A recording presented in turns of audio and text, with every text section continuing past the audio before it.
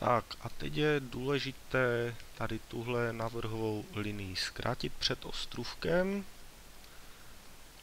Vložím tady nějakou přímku, normálně z CADu. Oříznout. Podle téhle, Enter, oříznout tuhle. Je to oříznuté. Nyní z ostrůvku udělám navrhovou linii. Navrhová linie vytvořit z objektu. Vyberu. Dobrý, můžu souhlasit.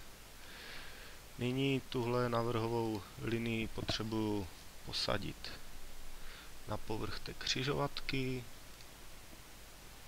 Na to je tady tlačítko položit na povrch. Vyberu povrch, který křižovatku OK. Objekt vyberu, Enter. Zkontroluju výšky. Vypadá to, že to je dobré. Teď udělám odsazení ostrůvku.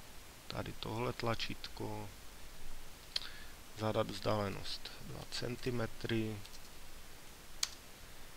Vybrat objekt na tuhle stranu. Rozdíl výšek 12 cm. Je to tam.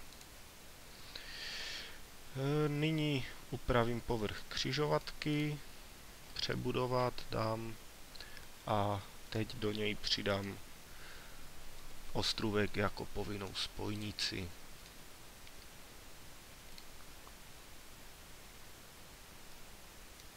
Vyberu, Enter.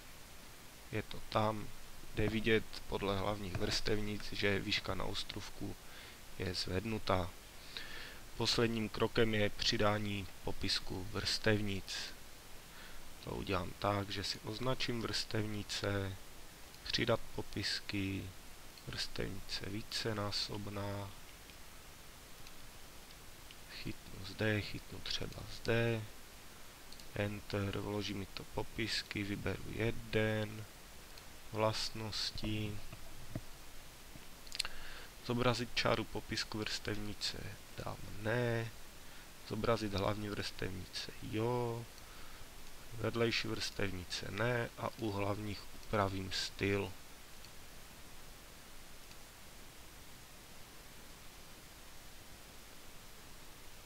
Tady dám 2 mm výšku textu. Už mám nastavenou.